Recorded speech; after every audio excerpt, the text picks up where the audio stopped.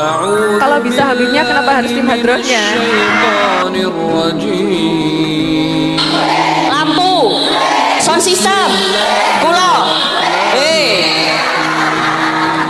Memangnya saya wanita apaan?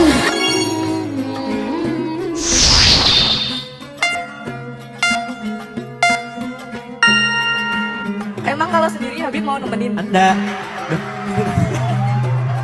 Astagfirullahaladzim. Assalamualaikum warahmatullahi wabarakatuh. Sahabatku, baru saja kita dengarkan sebuah pertanyaan yang bikin baper dari salah satu ukhti yang bertanya kepada Habib Zaidan yang membuat Habib Zaidan terlihat grogi. Masya Allah.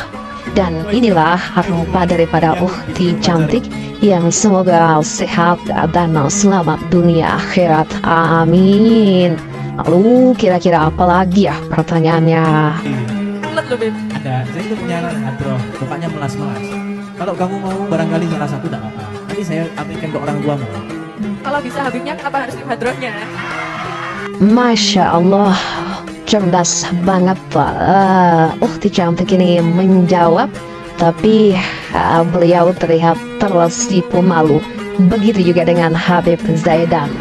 Astagfirullahaladzim. Lalu bagaimana nih kabar dari minggu ini? Berikut salah satu ceramah atau momen ceramah viral beliau. Lampu, sound system, kulo. Memangnya saya wanita apaan? Astagfirullahaladzim. Semoga wanita-wanita muslimah tidak menjadi sebagaimana yang diceramahkan oleh Ustazah Ning Umi Laila, melainkan menjadi wanita yang mampu menjaga harga diri. Berikut salah satu artikel terkait ceramah Ning Umi Laila. Begitu mahalnya seorang muslimah, hingga ia pun harus ditutup rapat dengan kerudung dan jilbab ke seluruh tubuhnya, kecuali telapak tangan dan wajahnya. Betapa Allah memuliakan wanita muslimah dalam ayat yang artinya, "Hai Nabi, katakanlah kepada istri-istrimu, anak-anak perempuanmu dan istri-istri orang mukmin, hendaklah mereka mengulurkan jilbabnya 4 ke seluruh tubuh mereka." Yang demikian itu supaya mereka lebih mudah untuk dikenal, karena itu mereka tidak diganggu. Dan Allah adalah Maha Pengampun lagi Maha Penyayang. QS Al-Ahzab 33:59. Wanita pun tidak boleh disentuh oleh lelaki yang bukan mahramnya, kecuali nanti hanya untuk suaminya, imam di rumah tangganya. Kesucian, kehormatan dan harga dirinya begitu mahal, hingga kemaksiatan pun tak boleh menjamahnya. Lisannya pun terjaga dari bercanda dan bercengkerama dengan lelaki lain, kecuali yang diperbolehkan secara syariat. Batas hijab menjadi tameng dari bujuk rayu syaitan yang disetujui nafsunya. Ia sangat memahami kandungan ajaran mulia di dalam kitab suci Al-Quran yang artinya, katakanlah kepada wanita yang beriman, hendaklah mereka menahan pandangannya, dan memelihara kemaluannya, dan janganlah mereka menampakkan perhiasannya, kecuali yang biasa nampak daripadanya. Dan hendaklah mereka menutupkan kain kudung ke dadanya. QS An-Nur 24:31. Ia adalah wanita yang menjaga diri dari berhias dan bertingkah orang-orang jahiliyah. Wanita muslimah sangat menjaga ayat yang artinya, dan hendaklah kamu tetap berada di rumahmu, dan janganlah kalian berhias dan bertingkah laku seperti model berhias dan bertingkah lakunya orang-orang jahiliyah dahulu. Tabaruj model jahiliyah. QS Al-Ahzab 33:33. Ya, harga diri seorang muslimah betapa mahal dan tak ternilai. Ia bukan seperti barang dagangan obrolan yang boleh dipegang siapa saja calon pembeli, yang banyak hanya memegang saja tanpa membeli. Ia juga bukan seperti topeng monyet yang menjadi tontonan warga. Siapapun boleh melihat lenggak-lenggoknya, bedak dan lipstiknya, serta bahan tepuk tangan halayak. Karenanya, ia wanita muslimah lebih memilih jalur pernikahan, walau masih dianggap miskin harta dan miskin pengalaman, daripada miskin iman. Ia pun lebih memilih pasangannya karena dasar keislamannya, bukan karena harta, tahta dan keturunannya. Sebab keberkahan rumah tangga bukan karena material semata, namun lebih pada nuansa Islami. Ia sangat yakin akan arahan Allah, seperti di dalam ayat yang artinya, dan nikahkanlah orang-orang yang sendirian di antara kamu, dan orang-orang yang layak menikah dari hamba-hamba sahayamu yang lelaki dan hamba-hamba sahayamu yang perempuan.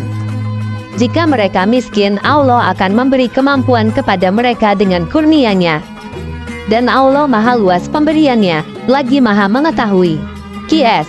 An-Nur 24:32. Wanita muslimah lebih memilih bimbingan nabinya, Muhammad Shallallahu Alaihi Wasallam, agar selamat rumah tangganya, serta dunia akhiratnya. Nabi yang telah mengarahkan dalam sabdanya yang artinya, wanita itu dinikahi karena 4 perkara, karena hartanya, kemuliaan nasabnya, kecantikannya, dan karena agamanya. Maka nikahilah wanita yang baik agamanya, niscaya kamu beruntung. Hr. Bukhari dari Abu Hurairah radhiyallahu anhu. Kelak, wanita muslimah setelah berumah tangga pun, setelah memiliki imam dalam rumah tangganya, ia menjaga diri lebih hati-hati lagi, yang artinya, kaum laki-laki itu adalah pemimpin bagi kaum wanita, oleh karena Allah telah melebihkan sebahagian mereka, laki-laki, atas sebahagian yang lain, wanita, dan karena mereka, laki-laki, telah menafkahkan sebagian dari harta mereka. Sebab itu maka wanita yang salihat ialah yang taat kepada Allah, lagi memelihara diri ketika suaminya tidak ada, oleh karena Allah telah memelihara mereka. Qs An-Nisa 4:34. Ia pun tetap memelihara fitrahnya dengan senantiasa membacakan ayat-ayat Al-Quran saat mengandung bayinya, serta kelak melahirkannya pun diserahkan pada bidan atau dokter sesama muslimah. Sebab itu berkaitan dengan aurat terhormatnya, yang selama ini dijaganya mati-matian, jangan sampai dilihat dan dipegang oleh lelaki yang bukan mahramnya, dengan alasan darurat.